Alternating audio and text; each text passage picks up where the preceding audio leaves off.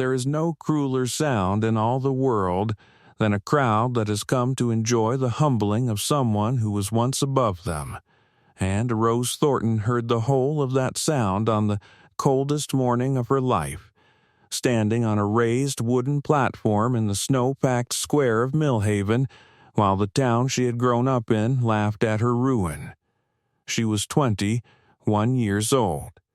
1 year before, she had been the mill owner's daughter, the finest dressed girl in the county, courted and envied and comfortable.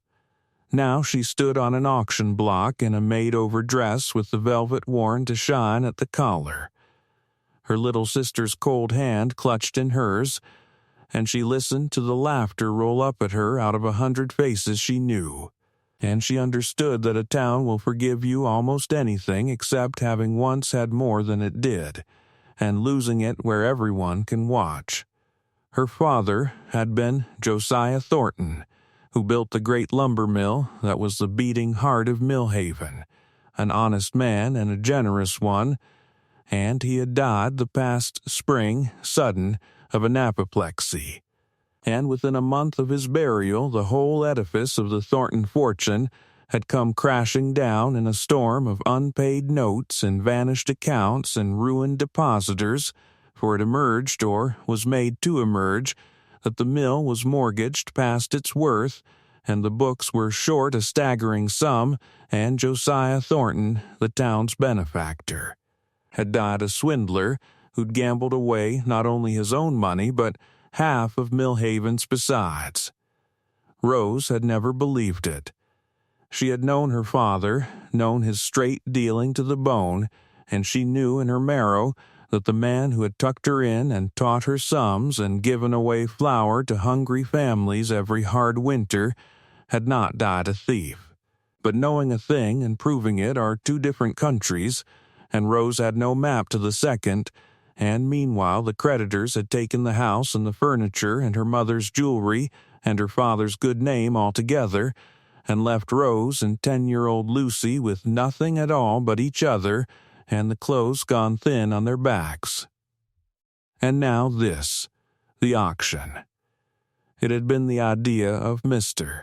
Thaddeus Blackburn, her father's former partner in the mill, a portly, smiling, silver-haired man who had, in the wreck of the Thornton fortune, emerged somehow untouched and even prospered, buying up the ruined mill for a song and stepping smoothly into the place her father had held. Blackburn had come to Rose a week past, all false, regretful kindness, and laid out her situation. The last of the estate's debts must be settled, the town demanded it, and there was one asset yet unsold. Well, he had smiled his cold smile. There was an old frontier custom, was there not, a bride auction, held for charity, the proceeds to the church and the poor fund. It would settle the last of the debt, restore a little goodwill, and see her respectably wed into the bargain, for surely some farmer or widower would bid for a healthy young woman, even of ruined family. It was, Blackburn purred, the sensible course. The only course, unless she preferred to see little Lucy in the county orphan house while she herself went to the poorhouse, which was the alternative, and entirely her choice. It was no choice, and they both knew it, and that was how Rose Thornton came to be standing on an auction block in the snow while Millhaven laughed. "Come now, bawled the auctioneer, a red-faced man in a checked coat, whom Blackburn had hired for the occasion. A fine, strong girl, gently raised, good teeth, good worker. What am I bid for the Thornton gal? Who will start us? The swindler's daughter goes cheap today, folks, cheaper than her pa sold you out for." And the crowd roared, and someone called out 2 bits, and the crowd roared louder, and someone else plugged nickel and a kick in the breeches.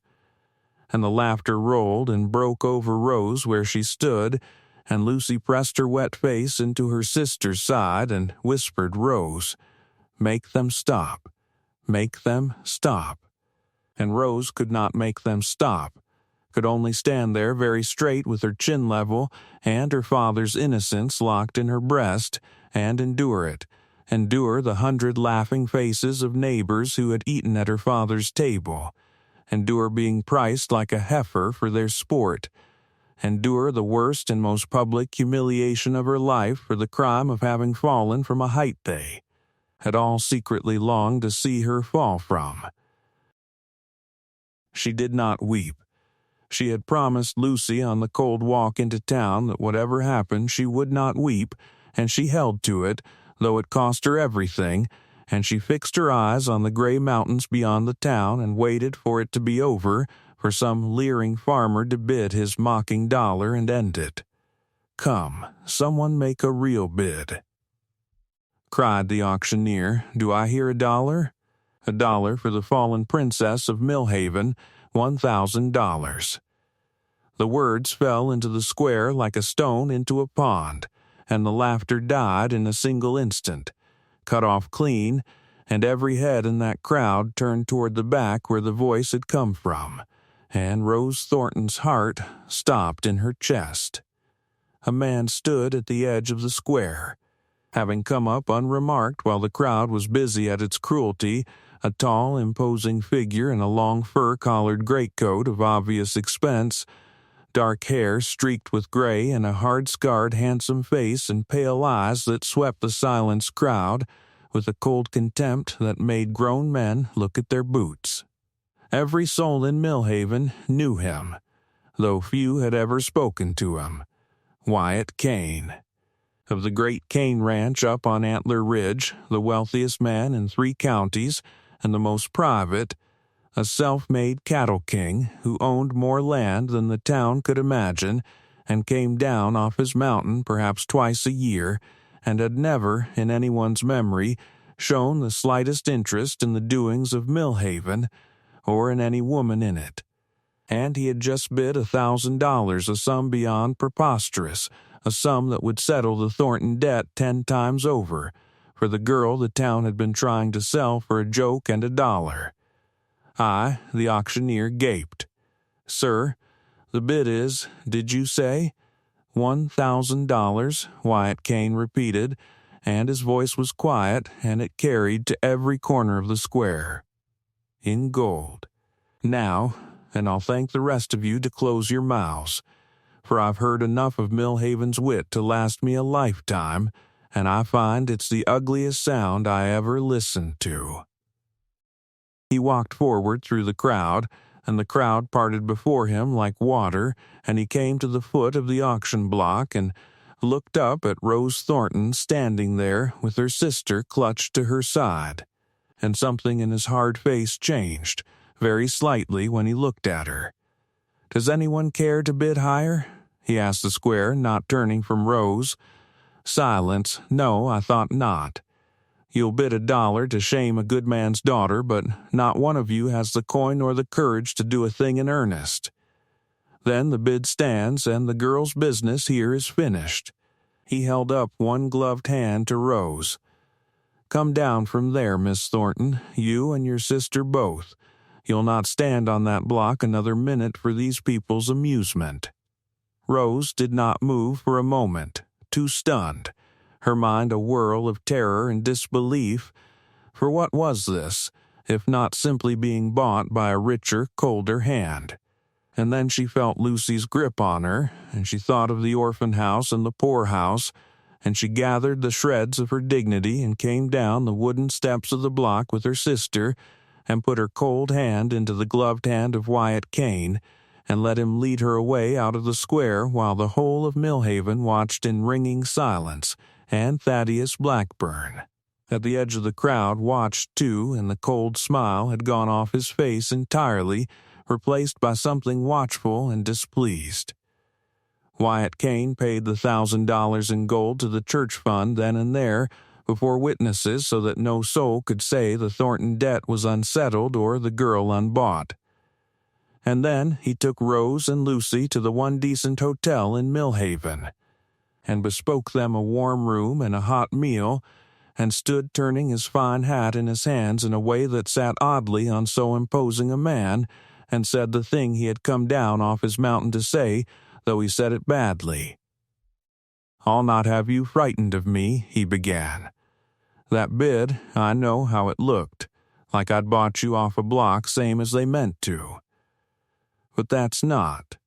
He stopped, started again. "There's no gentle way to be a stranger who's just paid $1,000 for you in front of a town, so I'll be plain. I knew your father. Josiah Thornton. He did me a kindness once, years back when I was nobody and near broke and needed a loan no bank would give a rough man off a mountain with no name. Your father gave it to me on a handshake and my word, and it made me everything I am, and he never once let me thank him properly nor pay him back beyond the money. And I know, Miss Thornton, the way I know few things, that your father was no swindler. I've been looking into the fall of that mill these 6 months quiet, for I owed the man that much, and what I've found is that your father was robbed, not the robber, and that the man who robbed him is at this moment standing in the town square counting the goodwill he's bought with your humiliation. I came down today to stop Blackburn selling you like a heifer, because I could not sit up on my mountain and let Josiah Thornton's daughter be auctioned for the crime of another man's theft. That's the whole of it. You owe me nothing. The money's nothing to me, less than nothing, set against what I owed your father. You're free, and so's your sister, and I'll see the both of you settled somewhere safe and never trouble you again if that's your wish." Rose Thornton stared at this hard, strange man who had appeared out of nowhere to speak her father's innocence aloud, the thing she had held alone and unproven in her breast for 6 lonely months, and she found to her horror that the tears she had refused the whole jeering town were rising now, unstoppable at the first kind word she'd been shown since her father died. "You believe me," she whispered, "about Papa. Everyone, the whole town. My own father's friends turned on his memory in a week. And you, a stranger, you believe. I don't believe it," Wyatt Kane said. "I know it. There's a difference, and before I'm done, the whole of Millhaven's going to know it too. That I promise you, Miss Thornton, on the memory of the one man who ever gave me a chance when I had nothing." And Rose Thornton, who had been laughed at by 100 people that morning, put her face in her hands at last and wept, and did not see the way the hard cattle king looked at her while she did it, as though something long frozen in him were beginning, against all his intention, to thaw. She did not go to a safe lodging somewhere and never see him again. There was Lucy to think of, and the winter, and the plain truth that a ruined unwed woman with a child sister and $1,000 scandal attached had few roads open to her, and there was, beneath all the practical reasons, another she did not examine too closely, which was that Wyatt Kane was the first person in a year of ruin who had looked at her and seen not a fallen princess to mock, nor a burden to be rid of, but simply Josiah Thornton's daughter, worth defending. So, when Wyatt, awkward and formal, offered marriage, not for love, he said stiffly, he'd not presume to claim that of a woman he'd all but bought, but for protection and respectability and a home for her and the child, and she might have her own rooms and her own life, and ask him to leave her be whenever she wished.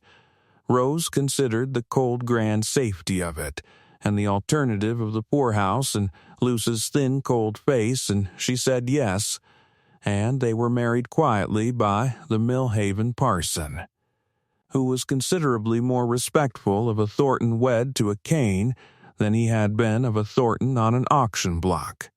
The hypocrite.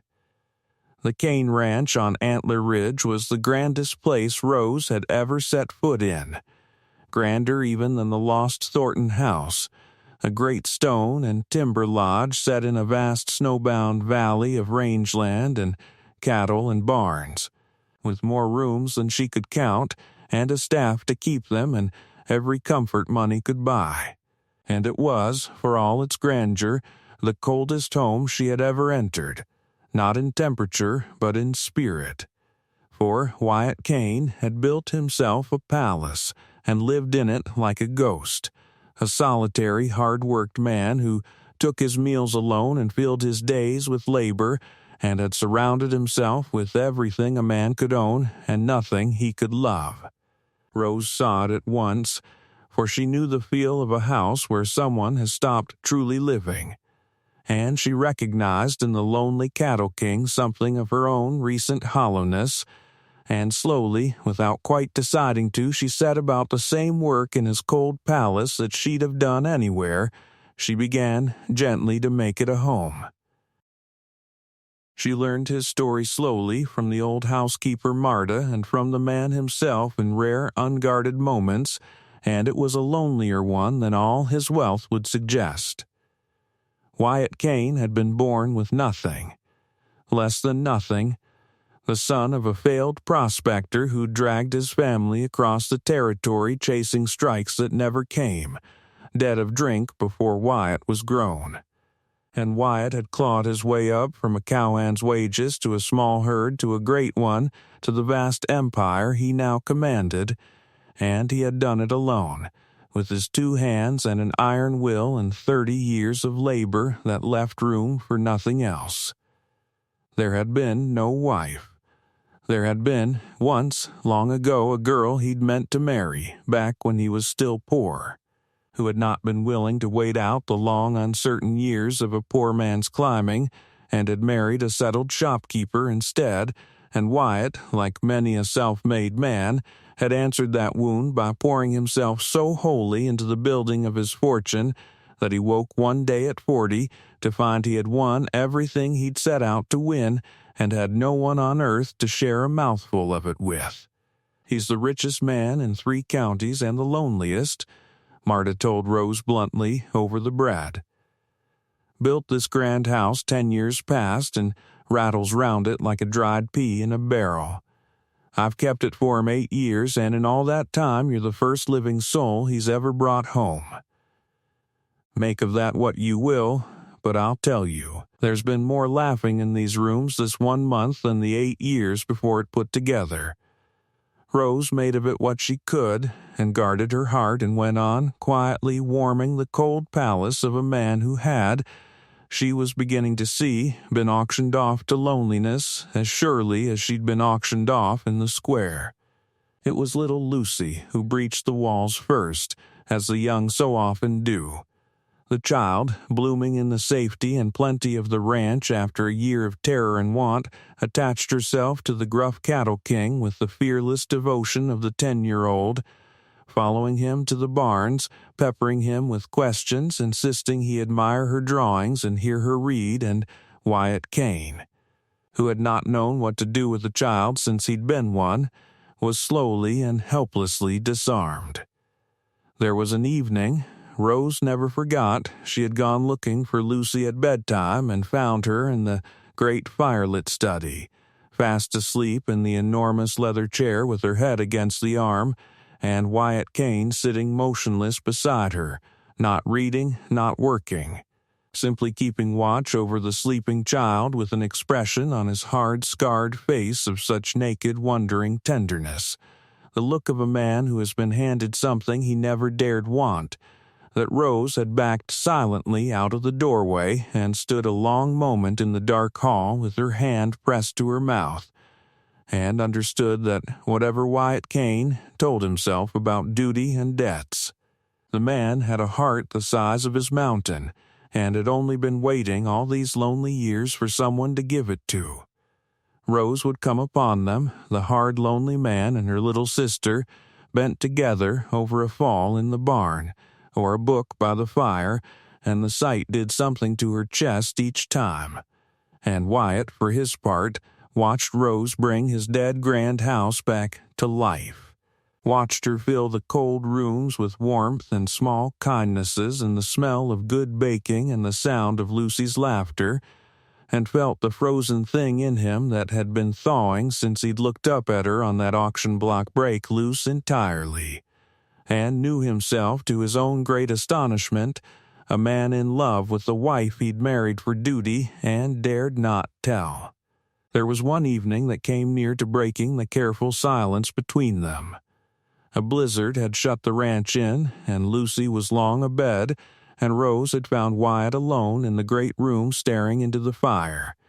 And she had sat with him, and somehow they had fallen to talking as they never quite had. Of her father, of the mill, of the long, hard years of Wyatt's climbing, and at some point Rose had taken up her mending, and Wyatt had simply watched her hands work in the firelight with a stillness that made the air between them go taut as a held breath. "You've made this a different house," he said at last low, not looking away from her. "I built it to be admired. Never once thought it might be lived in. I'd forgot a house could feel like this." He gestured vaguely at the warm room, the fire, the two of them in it. "I'd forgot a lot of things, I think. You've a way of reminding a man of what he traded off without noticing." Rose's needle had gone still. She was very aware of him. The great quiet weight of him across the hearth, and of how easy it would have been in that warm fire-lit hush to close the careful distance she'd kept all winter. But the memory of the auction block rose up in her, the $1,000, the awful possibility that his tenderness was pity or duty wearing a kinder face, and she made herself take up her needle again, and say only, lightly, that any house warms with people in it, and it was the fire and not herself that had done it. And Wyatt had looked at her a moment longer, and then had let it go, gentleman that the rough man had made himself into, and neither of them had crossed the distance that night, though both had lain awake after, each side of the same warm house, aching with the nearness and the fear of the same unspoken thing. For Rose held herself carefully apart, and Wyatt understood why and honored it, though it grieved him. She had been bought. She could never quite forget it, nor forget the $1,000, nor be entirely sure that the man's kindness was not, at bottom, a debt paid to her dead father rather than a wanting of her living self. And she would not, could not, offer her heart where it might be received as mere gratitude or obligation. And so the two of them lived side by side in the warming house all that winter, tender and careful and each secretly aching, the cattle king and the auction bride, until the matter of Thaddeus Blackburn came at last to its reckoning and, in the breaking of that storm, broke their careful silence too. For Wyatt had not forgotten his promise, and all that winter, quietly, he had been closing his net around Blackburn. He had money, and money buys the truth as readily as it buys anything.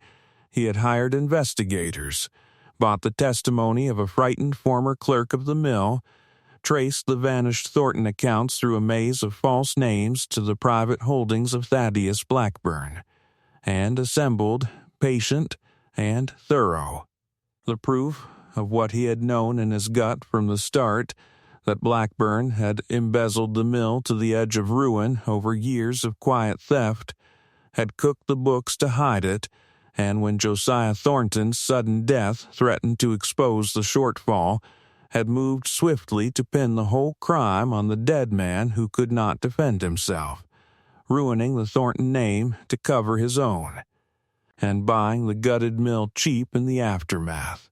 It was as cold and complete a villainy as Wyatt had ever uncovered.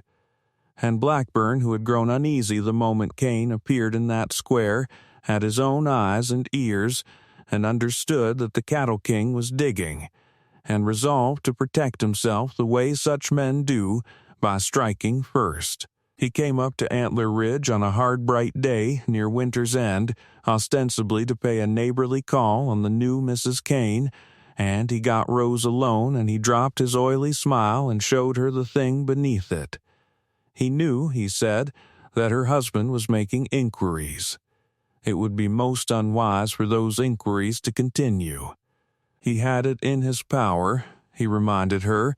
To make a great deal of trouble, the marriage had come suspiciously fast on the heels of a very public auction. Tongues were already wagging.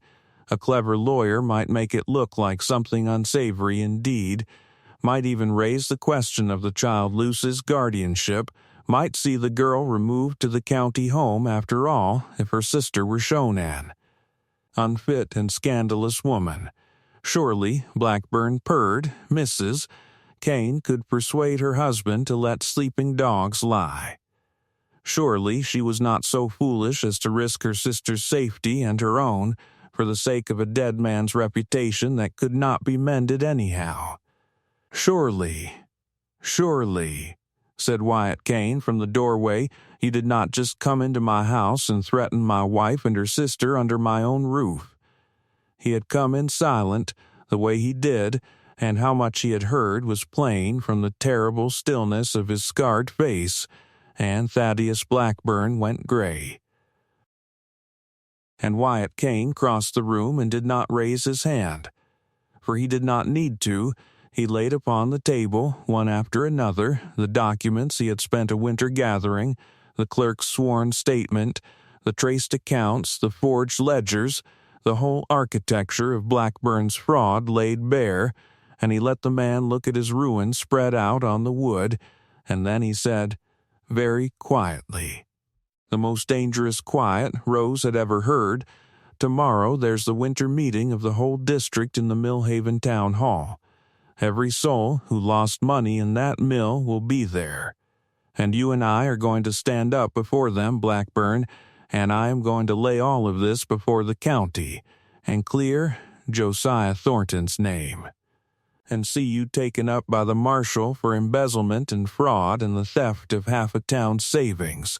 That's happening whatever you do. But if you ever again threaten my wife, or that child, or come within a mile of anything I love, I'll stop being a man who settles things with documents. Do you understand me? Now get off my mountain.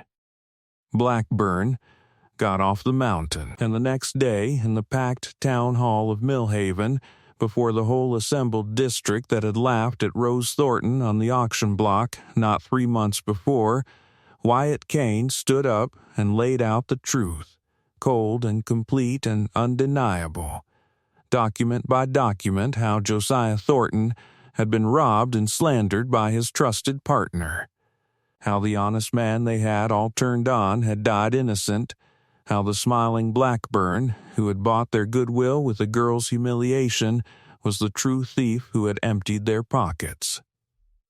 And Rose Thornton stood beside her husband and watched the faces of the town change, watched the laughter of 3 months past curdle into shame, watched the marshal take a white and shaking Thaddeus Blackburn by the arm, watched her father's name lifted up out of the mud, where a whole town had trodden it and set back at last where it belonged. It was the vindication she had prayed for through 6 lonely months, the thing she had thought impossible, and she had not had to win it alone. A man had come down off his mountain and won it for her, for love of an old debt, and she was beginning to let herself believe, for love of her. They rode home to Antler Ridge in the blue dusk, the 3 of them, Lucy asleep between them, and for a long while neither Rose nor Wyatt spoke, and then Rose said, softly to the winter dark, "You've given me back everything today. My father's name, my sister's safety, my own honor in the eyes of the very people who," her voice caught. "I don't know how a person thanks another person for that. There isn't a coin big enough. You know that better than anyone. You said it yourself about my father once." She turned to look at his hard profile in the failing light. "But I've a thing I need to know, Wyatt Kane, and I've been afraid to ask it all winter, and I'll ask it now while I've the courage. When you bid on me in that square, when you married me, when you did all of this, was it only for Papa? Only the old debt paid to a dead man through his daughter? Because I could live with that, I could. You've been kinder in that than anyone alive. But I've gone, and she faltered, and made herself finish. I've gone and fallen in love with you, God help me, these long, careful months, and I have to know if I'm alone in it, for I can't go on another day not knowing. Wyatt Kane pulled the horses up. He sat still a moment in the dusk, and then he turned to her, this hard-scarred, lonely king of a man, and Rose saw that his pale eyes were wet, which she had not once seen in all the winter. "Rose," he said, "rough I bid on you for your father. That's true, and I'll not pretend otherwise. It's what brought me down the mountain that morning. But I want you to hear what happened up on that block." He reached out and took her hand. "I came to save Josiah Thornton's daughter out of duty to a dead man." And then I looked up, and I saw a girl standing in the snow with 100 people laughing at her, and her chin held up like a queen and her little sister behind her, not weeping, not begging, just enduring it with more grace than I've seen in any soul in my whole hard life, and somewhere between the foot of that block and the top of it, Rose, the debt stopped being the reason. I'd have bid 10,000 by then. I'd have bid the whole ranch, not for your father, for you. For the bravest, finest woman I ever laid eyes on, standing straight in a storm that would have broke most men. I married you telling myself it was duty because I hadn't the right nor the nerve to say it was love, not to a woman I'd bought off a block. But it was love near from the first, and it's been growing every day since in that cold house you've gone and filled with light. And I've laid awake half this winter not daring to hope you might ever—" He stopped and shook his head and laughed unsteady. "You're not alone in it, Rose Kane. You've not been alone in it for one single day. I only didn't know how to tell you you were free to love me when I was the man who paid $1,000 for you. But I'm telling you now, I love you. I loved you on the block. I'll love you when we're both old and gray on that mountain. There's no debt in it and never was past the very first hour. It's just you. It's only ever been you." And Rose Thornton, who 3 months before had stood on an auction block and heard a whole town laugh at her ruin, sat in a sleigh in the falling blue dark of a winter evening and heard the wealthiest, loneliest, kindest man in 3 counties tell her she had been loved all along, and she began to laugh and weep at once, and she took his scarred face in both her hands and kissed him, there in the snow with her sister sleeping between them, and Wyatt Kane kissed her back like a man who has come in from a long cold exile at last, and the frozen palace on the mountain was, from that night, a palace no more, but a home. They lived long and well on Antler Ridge, and Lucy grew up there safe and cherished and made a fine marriage of her own in time, and Josiah Thornton's cleared name became, in the county's retelling, a thing the town claimed always to have believed in, which is the way of towns. Thaddeus Blackburn went to the territorial prison and was not much missed. And Rose Kane, mistress of the greatest ranch in 3 counties, wife of the man who had once been called the coldest in the territory, and was now, by all who knew him, reckoned among the warmest, never forgot the morning she had stood on the block in the snow with the laughter breaking over her. Certain she was worth nothing at all, $1, a joke, a fallen thing to be mocked and sold.